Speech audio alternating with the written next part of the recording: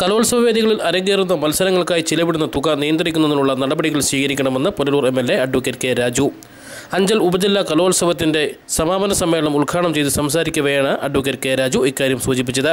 വിദ്യാഭ്യാസം എന്ന് പറയുമ്പോൾ അവർക്ക് കലാലയങ്ങളിൽ നിന്ന് ലഭിക്കുന്ന പാഠഭാഗങ്ങളിലൂടെ ലഭിക്കുന്ന വിദ്യാഭ്യാസം മാത്രമല്ല ആ കാലഘട്ടത്തിൽ ഒരു വിദ്യാർത്ഥിയെ നാളത്തെ ഒരു പൗരനായി മാറ്റിയെടുക്കുന്നതിന് വേണ്ടിയിട്ടുള്ള ഏറ്റവും പ്രധാനപ്പെട്ട സംഗതി എന്ന് പറയുന്നത് അവർക്ക് ഈ അങ്ങനെ ലഭിക്കുന്ന വിദ്യാഭ്യാസം മാത്രമല്ല, മറിച്ച് ഓരോ വിദ്യാർത്ഥികളിലും ഓരോ കുട്ടിയിലും ഉള്ള കലാപരമായിട്ടുള്ള കഴിവുകൾ, സർഗവാസനകൾ അത് കണ്ടെത്തുക എന്നുള്ളത് ഏറ്റവും പ്രധാനമാണ്. അധ്യാപകർ അതിൽ മുഖ്യ പങ്ക് വഹിക്കേണ്ടവരാണ്.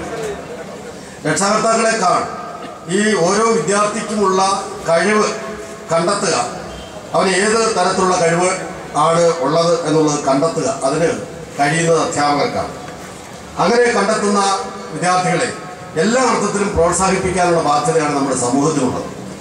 തീർച്ചയായിട്ടും PTA അതുപോലെ തന്നെ നമ്മുടെ ഡിപ്പാർട്ട്മെൻറ്റും എല്ലാം അത്തരം കഴിവുകൾ ഉള്ള വിദ്യാർത്ഥികളെ സംബന്ധിച്ച് അവർക്ക് എല്ലാവിധമായ പ്രോത്സാഹനവും നൽകേണ്ടതുണ്ട്. ഇന്നിപ്പോൾ കലാമത്സരങ്ങളിലുമൊക്കെ പങ്കെടുക്കുന്നത് വലിയ സാമ്പത്തിക ബാധ്യതയുള്ള ഒരു രീതിയിലേക്ക് മാറിയിട്ടുണ്ട്. അത് ഒഴിവാക്കാൻ വേണ്ടി കഴിയും.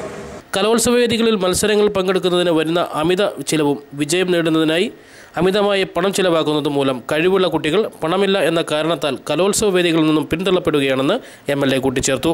അഞ്ചൽ ഗ്രാമപഞ്ചായത്ത് വൈസ് പ്രസിഡന്റ് S. ഷീജയുടെ അധ്യക്ഷതയിൽ ചേർന്ന സമ്മേളനത്തിൽ അഞ്ചൽ ഗ്രാമപഞ്ചായത്ത് പ്രസിഡന്റ് A. സക്കീർ ഹുസൈൻ, ജില്ലാ പഞ്ചായത്ത് അംഗം SC Sanjay Khan, block standing committee chairperson Suja Chandrababu, Anchal Badaruddin, Girija Thampi, AEO G. Sasidharanpillai തുടങ്ങിയവർ സംസാരിച്ചു.